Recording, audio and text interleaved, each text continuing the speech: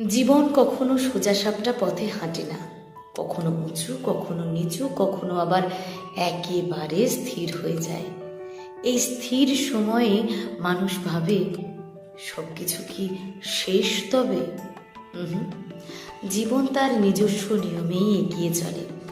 ক্লান্ত দুপুরের পর বিকেলের ঠান্ডা বাতাস আসে, আর রাত শেষে সূর্য ঠিকই ওঠে। হয়তো সেই আলোটা প্রথমে চোখ ঝলসায়, কিন্তু ধীরে ধীরে চোখ সয়ে গেলে বোঝা যায় নতুন দিনের শুরুটা ঠিক সেখানেই অপেক্ষা করছিল।